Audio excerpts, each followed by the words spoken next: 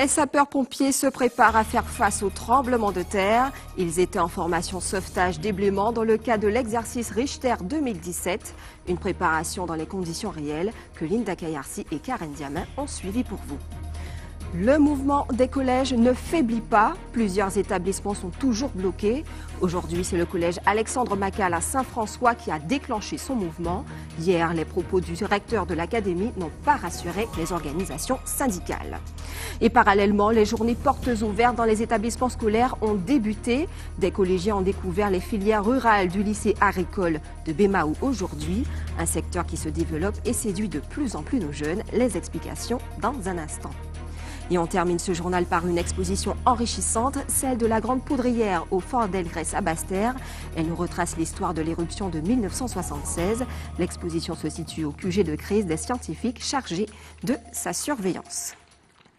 Bonsoir à tous et merci de nous accueillir chez vous. On commence cette édition avec cette affaire judiciaire. 3 des 6 personnes interpellées mercredi dans le cadre des perquisitions menées dans les locaux de la CASBT, la communauté d'agglomération du Sud Basse-Terre, ont été déférées au parquet ce matin. Fred Madine-Koutine, directeur général des services de l'établissement, Georges Chasselas, directeur général des services adjoints, et René-Claude Monrose, 3e adjoint au maire de Basse-Terre. Le procureur avait requis le placement en détention de Fred Madine-Koutine, DGS, et de l'élu René-Claude Monrose. Ceux-ci ont été mis en examen pour recel d'abus de biens sociaux, trafic d'influence passif, soit par personne en charge d'un mandat électif, soit par personne en charge d'une mission de service public, escroquerie en bande organisée, association de malfaiteurs et détournement de fonds publics. Fred Madine-Koutine dormira-t-il ce soir en prison? Le juge de la détention des libertés n'a pas encore rendu son ordonnance. Tremblement de terre, bâtiment en ruine. Les sapeurs-pompiers de Saint-Martin et de Guadeloupe étaient en formation sauvetage déblaiement cette semaine à Lamentin. À l'usine de Grosse-Montagne, tout s'est déroulé dans les conditions réelles pour exécuter des interventions en site dangereux. Voyez le reportage de Linda Kayarsi et Karen Diamin. Ces sapeurs-pompiers doivent exécuter une manœuvre de force. Vous me demandez de stopper la manœuvre, comme d'habitude. Ok. Chef, c'est prêt devant? Ouais, c'est prêt devant, allez-y. On y va, les gars. Quelqu'un me tient l'écarteur. Quelqu'un me tient l'écarteur. Le but de cette manœuvre, déplacer ou modifier la position d'une charge. Une opération délicate, notamment quand il s'agit d'extraire en toute sécurité des victimes des décombres. Allez-y, ça bouge, ça bouge. Ok. C'est bon pour le madrier, ça passe? Cette pièce métallique, nous avons calculé sa masse approximative d'environ 1 tonne 216, on l'a arrondi à 1 tonne 300. Et là, on doit la descendre, enlever le calage pour la remettre au sol. Nous avons mis un dispositif de retenue de charge léger, donc à l'aide de cordage, qu'on appelle le passe à bloc.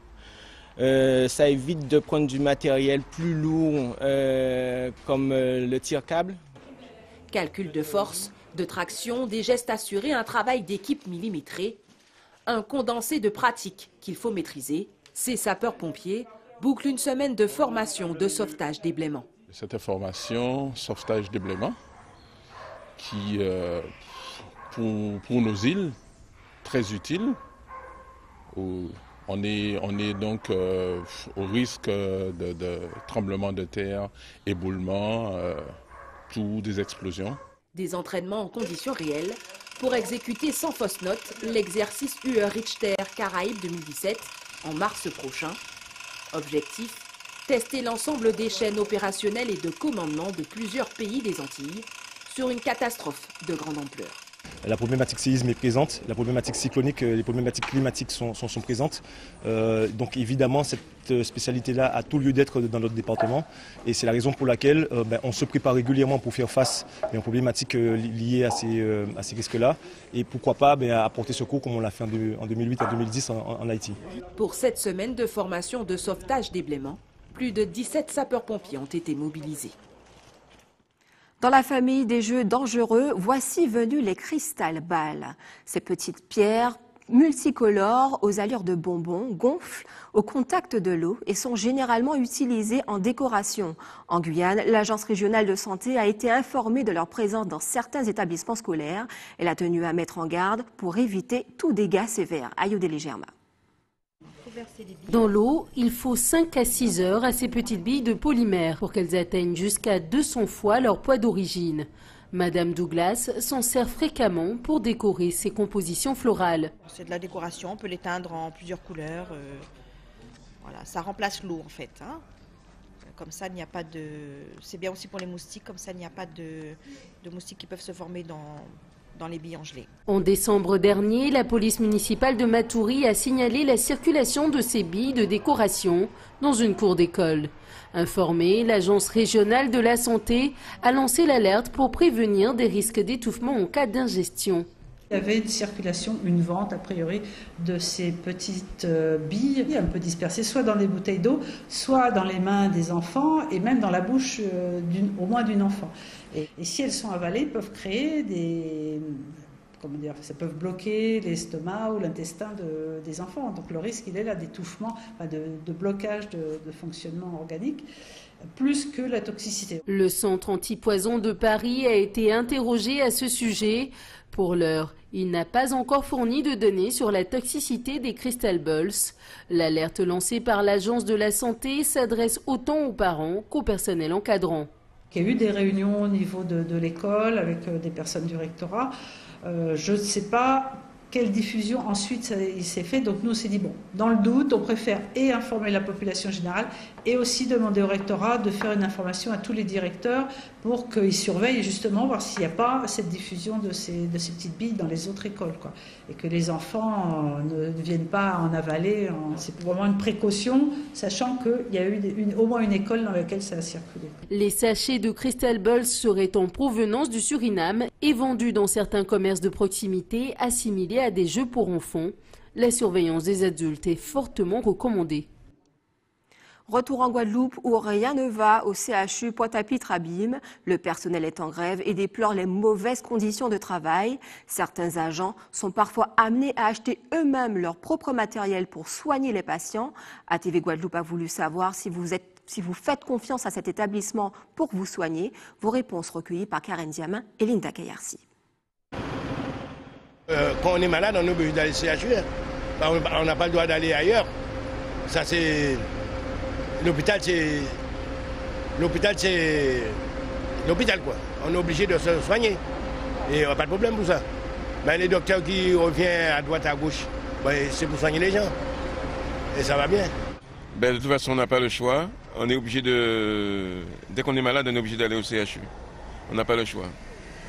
Est-ce qu'en règle générale, vous avez confiance ou... On a confiance parce qu'il n'y a pas d'autre choix. On a confiance, on ne peut pas faire autrement. Oui, je fais confiance largement au CHU. Pourquoi? Parce que nous avons des chirurgiens, des médecins, des professionnels qui sont au top. Peut-être qu'ils n'ont pas les moyens, mais c'est vrai, je fais confiance, entièrement confiance. Il y a des infirmiers et infirmières qui sont, comment dirais-je, à la hauteur, qui sont bien formés et qui, comment dire, ils ont le goût du métier et ils font son travail convenablement pour moi. Alors, je me soigne toujours en Guadeloupe et je fais confiance aux médecins, infirmières qui me soignent. Je fais confiance au CHU. Le personnel font de leur mieux. Ils n'ont pas tous les moyens, mais ils essaient de faire ce qu'ils peuvent. Ils sont accueillants, ils sont... J'en ai rien, j'ai pas grand-chose à les reprocher. Je pense que le personnel, ils sont compétents, mais vraiment, ils sont vraiment dans la difficulté. Ils font avec les moyens du bord. Voilà. Éducation maintenant, le mouvement des collèges continue.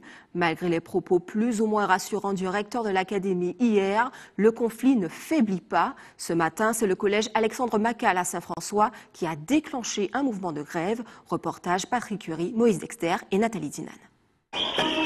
Cela fait 4 jours que les enseignants du collège Alexandre Macal à Saint-François sont mobilisés.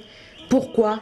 La fermeture de 3 classes de 6e, une de 5e et l'ouverture d'une classe de 4e. Un réaménagement qui aura pour conséquence, selon l'intersyndicale, d'augmenter les effectifs dans les classes, avec donc une détérioration de l'enseignement. Jusqu'à présent, la limite des élèves, on avait des classes de 24 élèves en 6e et on va passer à 26.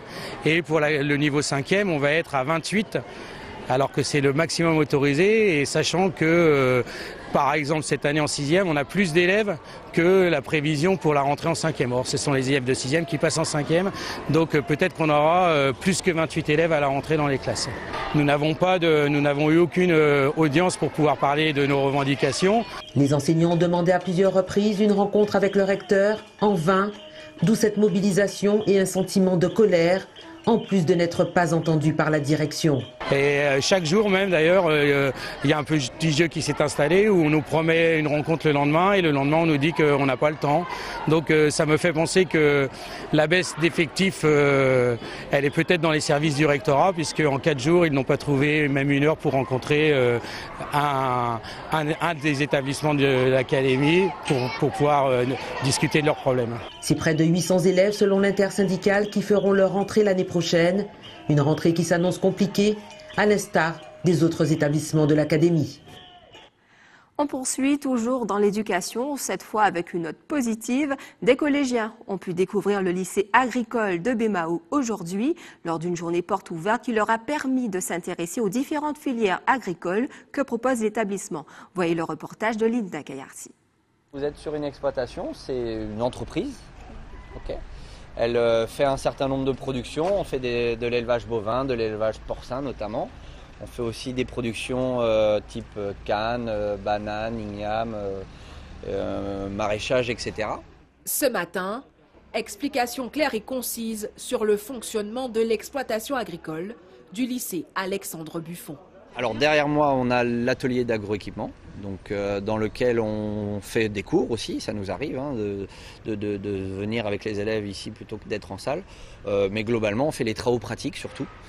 Donc on est sur un atelier où on peut faire de la réparation, de l'entretien, du démontage d'engins et le remisage, puisqu'on a aussi le stockage évidemment de tous ces outils. Des collégiens peut-être qui auront un coup de cœur pour la filière agricole. Il y a un an, Mathis faisait partie de ces visiteurs d'un jour. Aujourd'hui, il a intégré la section d'études production végétale. On a travaillé sur les boutures, on a fait des boutures à la volée, des semis à la volée, des semis en poké et tout ça.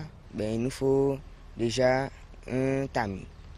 Après, il nous faut une taloche. Après, il nous faut des graines, du terreau. Tout ce qu'on a besoin. Comme Mathis, d'autres lycéens ont trouvé leur voie. Richie s'est orienté vers l'aménagement paysager. J'ai choisi la première AP parce que je me sentais bien au niveau de l'entretien paysager, donc la tonte, la taille des arbustes. Ce sont des filières sûres et qui ne va jamais manquer de nature, quoi. Donc il y en aura toujours. Donc dans un sens, qu'on arrache, on replante. 2 portraits croisés pour valoriser la filière agricole. Victime encore de préjugés. Avec ces journées portes ouvertes au lycée, l'objectif est clair, donner davantage de visibilité à l'apprentissage rural. J'ai l'impression que le quart de la population de la Guadeloupe pense que le lycée agricole, c'est une voie de garage. C'est comme dans le temps où on avait un enfant qui ne travaillait pas bien. Monsieur Alexandre, est-ce qu'on peut pratiquer mon abonnement en mécanique? Mais non, le lycée agricole, ce n'est pas ça. Le lycée agricole, c'est un passage obligé, madame. Parce que nous sommes le seul établissement à enseigner l'agriculture au sein de l'établissement. Nous sommes un passage obligé. Au lycée agricole Alexandre Buffon, le taux de réussite aux examens atteint les 90%. Ces journées portes ouvertes se poursuivent dans d'autres établissements, cette fois au lycée de Bainbridge où des collégiens et lycéens ont découvert les filières générales, technologiques et post-bac dispensées dans l'établissement, de quoi préparer la prochaine rentrée. Reportage Patrick Curie, Moïse Dexter et les commentaires de Nathalie Zinan.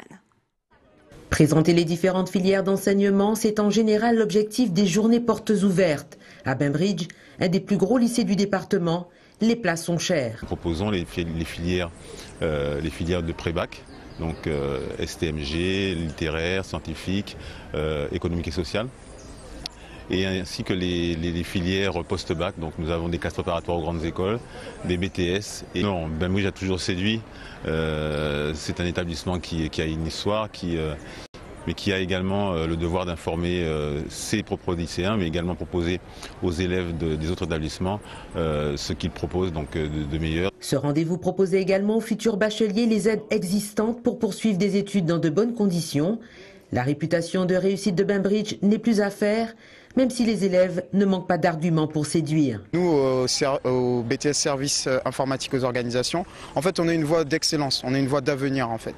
Moi, le principal argument que je donne aux jeunes, c'est que au lieu d'être de simples utilisateurs de l'informatique, il faut apprendre à le connaître et apprendre à maîtriser cet outil parce qu'on peut faire énormément de choses. Dans notre filière, on a deux spécialités en fait, une qui est plus axée sur le développement d'applications et de logiciels et on en a une qui est plus axée sur la maintenance et des infrastructures réseau. Ce matin, j'ai reçu des élèves, donc des collégiens, des lycéens. Puis on a convaincu certains élèves, surtout ceux qui sont STMG, GF, mais moins ceux qui étaient en L. L'opération Séduction a rencontré un vif succès auprès des collégiens pour choisir leur futur établissement et des lycéens pour confirmer le choix de la filière. Tout autre chose maintenant, EDF continue sa générosité envers ses clients avec 150 partenaires pour la promotion et l'animation de ses offres Agir Plus. L'électricien fait bénéficier au plus grand nombre des aides financières par l'acquisition d'équipements sobres en énergie. Les explications de Loïs Ignace. Consommer mieux et moins, c'est l'objectif d'EDF Guadeloupe. Le fournisseur d'électricité propose un ensemble d'offres adaptées aux besoins de sa clientèle qui souhaite construire ou réaménager son habitat. Pour y parvenir, un partenariat a été mis en place entre les entreprises spécialisées en installation de chauffe-eau solaire, de climatisation ou d'isolation. Les entreprises partenaires accompagne le client. Avec notre partenariat, nous permettons en fait aux clients de bénéficier de la prime Agir Plus d'EDF. Donc sans passer par EDF directement, nous on fait tout le travail, on va dire, c'est-à-dire qu'on constitue les dossiers. Donc ils n'ont rien à faire, ils viennent chez nous partenaires EDF, et ils ont la prime qui est tout de suite déduite à leur facture. Des avantages non négligeables pour le client et l'entreprise partenaire d'EDF. Nous proposons à nos clients, quand ils achètent à la maison, d'isoler les combles, d'isoler les cloisons et éventuellement les murs. Et en contrepartie, il y a une diminution sur le prix de la maison égale à la prime qu'EDF verse en nombre de mètres carrés d'isolation fournis. Donc c'est transparent pour le client, sauf qu'il a le rabais de suite sur le prix de la maison. EDF Guadeloupe a tenu à mettre en avant les acteurs les plus dynamiques et performants en matière d'économie d'énergie. L'enjeu pour nous, c'est d'agir pour la transition énergétique, c'est d'aller vers une production et une consommation d'électricité qui soit plus vertueuse en Guadeloupe. En 2016, 10 000 climatiseurs, 4 000 chauffe-eau solaires et 30 000 mètres carrés d'isolation ont été posés chez les clients EDF. Restez avec nous sur ATV Guadeloupe. Dans un instant, on s'envolera pour la Martinique où les aînés ont élu la reine de carnaval à l'EHPAD Le Logis de Saint-Jean de Rivière-Salée. Puis en Guadeloupe, l'exposition permanente La Grande Poudrière sur l'éruption de 1976 se dévoile au public à Basse-Terre. L'élection de la reine du carnaval des 7 EHPAD du sud de la Martinique a eu lieu cet après-midi. Une deuxième édition organisée à l'EHPAD Le Logis de Saint-Jean à Rivière-Salée. Parmi les 7 candidates, c'est Maurice Timon, 85 ans, qui a été choisi. Reportage Guy-Raphaël René. La première à se lancer, c'est Paulette, 83 ans, pensionnaire de l'EHPAD Le Soleil de Vatable à Trois-Îlets, avec sa robe de prestance. Comme elle, 6 autres prétendantes se sont engagées dans le concours pour le plus grand plaisir des spectateurs. Beaucoup de travail, beaucoup de recherche. Je ne m'y attendais pas. Moi qui ne voulais pas venir, je suis émue. Super, nos mamies là cet après-midi, elles sont déchaînées. Maintenant je suis vieille, mais si moi t'es jeune, je vais aller là. Les réalisations sont à la hauteur de notre dextérité. Cette année, le thème choisi, c'est le développement durable et le recyclage, d'où ces costumes confectionnés avec des matériaux de récupération. Et pour les départager, le jury est très attentif à certains critères. Nous nous allons évaluer la présentation du costume. Ensuite, nous allons regarder l'originalité et la recherche. Et enfin, comment le costume a été réalisé en tenant compte des matériaux de développement durable. Un moment de divertissement pour les pensionnaires des 7 EHPAD du Sud, mais également l'occasion de les mettre en valeur en proposant un autre regard sur ces structures. Nos établissements sont des lieux de vie, des lieux où on vient continuer sa vie, passer des moments agréables, des moments de joie, de bien-être, avec du personnel au service de nos résidents,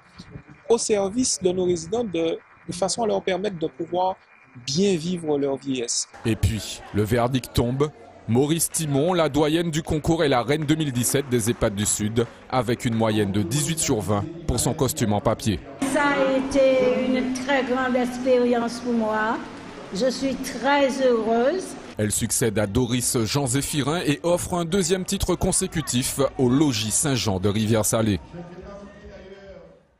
Il est l'un des comités le plus important du carnaval. Bemao Mimas ouvrira les festivités ce lundi. Silver Michino, le vice-président du comité de carnaval de Bemao, est avec nous. Silver Michino, bonsoir. Bonsoir. Merci d'avoir répondu à notre invitation. Alors, je l'ai dit précédemment que les festivités de Bemao Mimas ouvriront dès ce lundi. Ça veut dire que toute cette semaine, la ville vivra au rythme du carnaval. Quels seront les temps forts cette année? Les temps forts, on va parler aussi déjà de l'ouverture, de la cérémonie d'ouverture. Donc, il y aura aussi un vernissage concernant cette ouverture avec des anciennes photos de l'année dernière plutôt. Et là aussi, on va remettre aussi un trophée qui a été gagné par le groupe Massif. D'accord. Et donc, il s'appelle le Gold Mass. Et donc, dans cette cérémonie, ça sera une ambiance bon enfant. Voilà. Ambiance bon enfant? Oui. Alors, c'est la 19e édition. Oui. Qu'est-ce qui fait le succès de Bemao Mimas? C'est-à-dire que c'est, comment vous expliquer ça, c'est l'aide qu'on a aussi de la municipalité qui s'est organisée, d'accord, Cap Excellence, qui joue le jeu avec nous, et nous, on met des projets en place, et de là, ils se réalisent parce qu'il y a une collaboration parfaite. Voilà. Mais quelle est votre valeur ajoutée? Qu'est-ce qui fait que Bemao Mimas, c'est le carnaval? Parce que les gens sont bien reçus. La référence. La référence du carnaval, déjà, c'est le masque, concernant Bemao Mimas, mais les gens sont bien reçus, donc les gens nous demandent, alors, vous avez fait quoi encore? Et donc, on a des prix, et les gens sont contents d'être là. Lors de la grande parade, est-ce que cette année encore, comme l'année dernière, vous allez recevoir des groupes de l'extérieur? Alors oui, bien entendu, nous avons un groupe d'Haïti, de Jacmel, et donc on les attend qui arrivent normalement lundi. Et donc ce groupe-là aussi va montrer un petit peu la culture haïtienne avec les grands masques qu'ils ont l'habitude de montrer dans leur pays. Et donc on va les recevoir avec plaisir. Voilà. Vous allez les recevoir avec plaisir. Un groupe d'Haïti, d'autres pays encore? Non, pas pour l'instant, parce que pour l'instant on devait avoir avec la Martinique. L'année dernière, nous avons eu la Guyane. Et justement, j'en profite aussi pour dire que le président Rosuel, il est parti cet après-midi vers la Guyane pour un échange culturel, voilà, avec la Guyane. D'accord. Alors cette année, j'ai vu que vous mettez en avant, vous alliez sport et masse et carnaval. Je crois que c'est la première édition dans laquelle vous allez faire un déboulé sportif, c'est ça? Oui, nous avons le déboulé sportif qui sera au niveau parcours sportif que les gens utilisent généralement. Un déboulé sportif, pourquoi exactement? Non, c'est-à-dire en fin de compte, on a vu un petit peu que les gens font du sport, mais avec des Walkman. Les gens profitent du carnaval aussi non, aussi. Oui. Mais le but du déboulé sportif, c'est sportif, mais avec la musique du carnaval, les gens iront mieux, mais ils ne vont pas avoir de casque. Comme ça, ils ne seront pas, en autonomie, ils seront en groupe. Et c'est ça qu'on veut essayer de montrer aux gens. C'est ce que vous voulez fédérer? Fédérer, voilà. Fédérer tout le monde. J'ai vu aussi que le 14 février, vous allez mettre l'accent sur les couples qui se forment et se déforment pendant la saison du carnaval. Pourquoi cette thématique? Oui, c'est une thématique qu'on parle depuis longtemps. Il y en a déjà eu pas mal, mais celle-là aussi, elle est basée sur ça parce qu'il y a des couples qui se forment et se déforment. Et aussi, il y a des enfants qui naissent par cela aussi.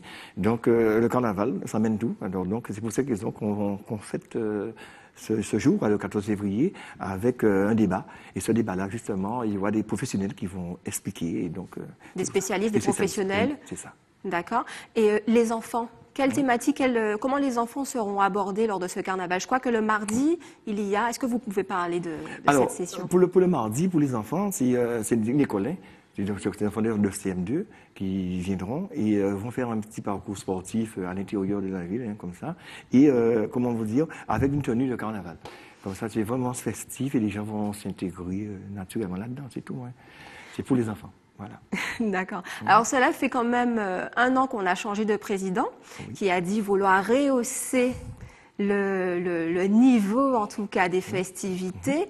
Comment Bemaomimas, justement, va mettre sa touche pour accueillir un peu plus de personnes cette année? C'est-à-dire que c'est quand même un projet touristique aussi. Hein. Oui, alors le projet touristique, c'est-à-dire qu'on a changé aussi parce qu'il y a une manifestation qui se déroule le vendredi, ce qu'ils appellent le Gamamas. Et cette manifestation, justement, on va la faire un petit peu grandir. Parce que ça, des gens cachés, on va la faire grandir. Et ça va se dérouler sur le boulevard du gymnase, la rue Eutrope-Marion. Et donc, au niveau du gymnase, il y aura aussi des estrades. Et les groupes, avec leurs anciens costumes, avec leur musique, ou bien CD aussi, il y a des personnes, on appelle des mannequins, on va dire des carnavaliers, qui vont se produire avec vraiment de l'élégance, comme on dit. Et de là, je pense que ça peut être une bonne chose et que ce serait bien que les gens puissent participer à cela. On dira bien heureusement, c'est payant, parce que comme on a mis des moyens pour que les gens, ça soit beau, donc ça sera payant, mais on a fait une petite fleur aux gens qui vont, parce qu'il y aura des gradins pour le Bemaomimas, et pour les gradins, les gens qui vont participer au Bemaomimas seront invités d'office pour participer au Grand Mamas sans avoir à payer. D'accord, Sylvain Michino, merci d'avoir répondu à nos questions, merci d'être venu sur ce plateau. Est-ce que vous vous intéressez aux expositions permanentes de nos artistes locaux? Pas tout le temps, mais ça m'arrive des fois. Donc plutôt à Sainte-Anne que je vais, mais là, si c'est ça me ferait plaisir de participer. Justement, on termine cette édition avec cette exposition permanente, la Grande Poudrière à Basse-Terre. Elle retrace les grands moments de l'éruption de 1976. Cette exposition a lieu au QG, au QG même de crise des scientifiques chargés de sa surveillance. On regarde le reportage de Loïs Ignace. C'est dans ce fort chargé d'histoire que le conseil départemental a tenu à mettre en exergue un pan de l'histoire, celle de l'éruption volcanique de la Soufrière en 1976. Cette année-là, la poudrière a été aménagée pour accueillir le quartier général des autorités scientifiques venues observer la vieille dame. Quand vous rentrez dans l'enceinte de la Grande Poudrière, vous avez vu qu'il y a une des journaux. Donc en fait, l'objectif, c'est de plonger le visiteur dans l'ambiance de l'époque. Ces scientifiques vivaient 24 heures sur 24 à l'intérieur de ce bâtiment. Ils recevaient des informations essentiels, par exemple de sismographes, etc., qu'il fallait analyser, qu'il fallait interpréter, et puis après qu'il fallait mettre en termes de synthèse vers les autorités administratives et politiques, qui, elles, devaient prendre des décisions. Des décisions souvent contestées entre scientifiques, mais dont les conséquences furent catastrophiques. Monsieur Ataziev, c'est un homme de terrain. Donc, lorsqu'il y a eu cette éruption, il est venu en Guadeloupe. Mais comme c'est un homme de terrain, il a vite vu que c'était une éruption phréatique. Donc il n'est pas resté, il est reparti. Monsieur Beauce, il a paniqué devant les événements, il a vu, il aurait trouvé dans les cendres des signes de la montée du magma. Donc il a fait évacuer, il a porté un coup fatal au sud de Basse-Terre parce que Basse-Terre ne s'est jamais sérieusement, entièrement remise de cette évacuation. À travers l'exposition, les Guadeloupéens peuvent s'approprier ce lieu riche afin de transmettre leur histoire aux générations futures pour que ce monument serve au développement culturel, touristique et économique de la Guadeloupe. Et avant de clore cette édition, voilà quelques informations pratiques et utiles à votre quotidien. Pour ceux qui souhaitent faire un don de sang, demain, notez qu'un camion de l'EFS sera au Centre culturel de Sainte-Anne et lundi 13 sur le campus de Fouilleul à l'UFR de STAPS et de médecine de 8h30 à 13h pour les 2 jours. Et n'oubliez pas, si vous avez une information à nous communiquer, appelez la rédaction au 0590 60 11 11 ou envoyez-nous un email à rédaction@atv.gp. Et voilà, c'est la fin de cette édition. Mais restez sur ATV, vous avez rendez-vous avec Eddy Planté dans Questions directes. Ce soir, il reçoit Samuel Cazomont, candidat aux élections législatives.